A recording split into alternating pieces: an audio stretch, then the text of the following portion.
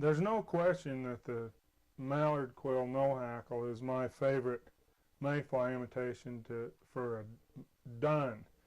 But there are times when it really is difficult to see it. It really floats low on the water, and if I'm fishing with real low light conditions or in a little bit faster water, like in a riffle or something, I like to go to a mayfly dun that I can see a little better.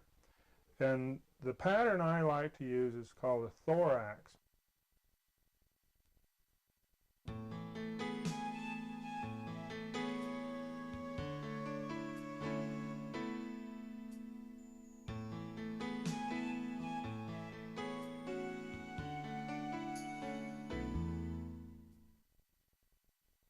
This is a fly that was first invented and written about by Vince Marinero in a book called A Modern Dry Fly Code. And Vince's pattern was beautiful with an oversized wing, and it called for two hackles that were crisscrossed under the wing. It was a very difficult tie to master, and you also had to have very good materials.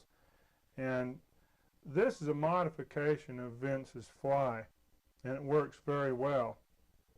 And we're going to just use a tail, a body, wing, and a little bit of hackle just to hold it upright on the water. I'm going to tie this one in a pale yellow, which could imitate a sulphur or a pale morning dun. I'm going to start out putting some tails, and we're going to use a little of this super fine synthetic dubbing. Put a little ball of fur and we make that ball by putting some very thin dubbing on the thread and then just wrapping the dubbing on top of itself right at the bend of the hook till we've got just a little bump there, a little ball or a little bump. And we can use now this ball to take some of these stiff hackle fibers and split them and make a nice forked tail. The tail should be about the same length as the body. So we're going to tie in about 8 or 10 fibers, pull half of them on one side and half on the other of this little ball of fur until we've got a nice split on the tails there. Then we go right back to the middle of the hook shank, and that's important. We don't go up to the thorax position like on most dry flies. We're going to put the wing right in the middle of the hook shank, just halfway back. For the wing, I'm going to use a natural turkey flatfish, and this is the pattern that we most commonly use, or this is the material that we most commonly use for the wing on a thorax, but you can use a variety of other materials. I like to use partridge feathers. It gives it a nice mottled appearance, or you can also use just some Zelon yarn or other synthetic material.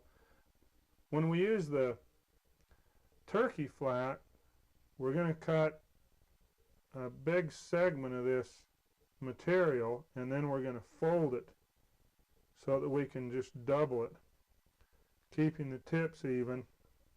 This slides around, and you can just kind of almost hand stack this so that you get a nice full wing. Here's a little fiber that's a little too long. Pull it out. Now we're going to turn the wing forward, and the wing should be the same height as the length of the body. So we're going to measure that and then hold it in position. And to tie this wing and keep it from rolling, it is important. So what we do is, instead of just wrapping the thread around the wing, I hold the thread up and push it between my finger and thumb, then pull straight down, and then just apply some tension and pull it through my finger and thumb and tie it against the wing. I'm going to do that another 2 or 3 times till I'm sure that that wing's not going to roll, and then I can make a couple more tight turns to really hold it in place. And we want to cut the excess material out of the way. The next step is to stand the wing up. And I do that by holding the wing straight up and wrapping tightly in front of it and just forcing the thread up against the wing as far as possible. One more thing now that I'm going to do to position the wing is I'm going to make a little turn all the way around the wing about 2 times and then pull it tight while I'm holding the wing upright, and now that wing will stay in position. We've got our wing now that looks right, so the next step is to start applying the body, and you just use a little bit of dubbing because we've got to put a hackle in here. I've got to allow room to put the hackle in place.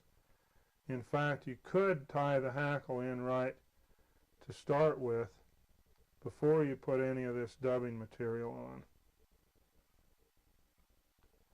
And then when you get almost up to the wing, we're going to put a single hackle, and it should be sized to match the size of the hook.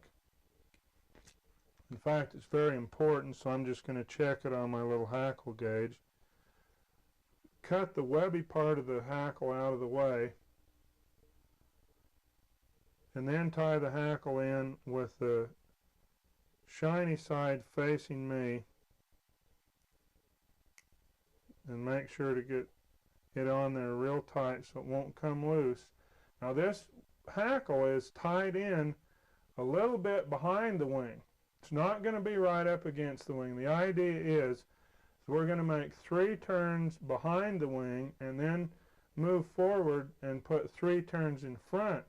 And we're not going to compact the hackle right next to itself like we do on most dry flies. I want to spread these turns of hackle out enough so that you can see the body through the hackle. We don't want the hackle to obscure the body on this fly. So the next step is to just go ahead now and complete the body by applying more dubbing. I've got to put a little bit more dubbing right behind the wing. And now I've reached the wing. Now I'm going to finish by moving in front of the wing, and I'm going to compact the dubbing up against the wing as tightly as possible.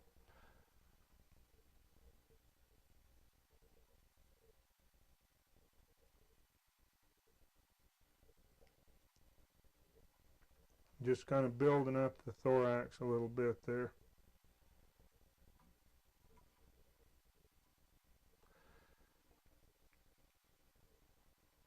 Then we're going to wrap the hackle forward and tie it off at the head. So I'm going to take my hackle pliers, and I want to make my 3 turns behind the wing. I might have to kind of pull the wing feathers out of the way. There's 1 turn, 2, and 3 behind the wing. Now I'm going to move in front of the wing and complete the 3 turns in front, all the while moving towards the eye of the hook. My last turn I'm going to finish with the hackle on top of the hook. And I like to do that whenever I wrap hackle, because if you end up on top of the hook shank with a down eye hook, then you can clip the hackle very tight right against the eye of the hook by holding your thumb and resting the scissors against your thumb, and then just sliding up, resting the point of scissors against the eye of the hook and cutting it. Then we're going to build up a little head, and we'll be finished with the fly as soon as we whip finish it.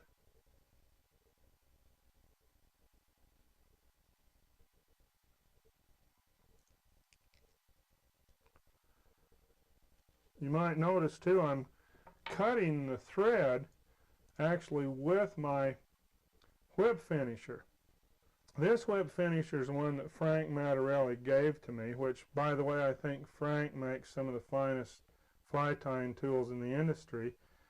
And this little notch in the end of this whip finisher allows me to just slide it right down next to the thread and work it through the hackle and everything instead of trying to work my scissor points in there. And you can easily do this with your own whip finisher. Just get a little triangular shaped jeweler's file and just lay it down and just kind of file a little notch in there until you make a cutter. And that's just going to save you one more step. I want to make sure and use a little bit of head cement on this fly. And the last thing we need to do is to clip the hackle. The thorax doesn't really set correctly on the water if we leave a full hackle on it. So I like to slide it in, and what we're making is what's termed as V hackle, by just cutting only the very bottom of the hackle. That way the remaining hackle is going to form a little bit of a V and will hold the fly just off from the water. Very high floating, highly visible fly that gives the trout a great look at the upright wing. And it's a perfect fly to use when you're in fast water. And I like to have some with me whenever I encounter these kinds of conditions.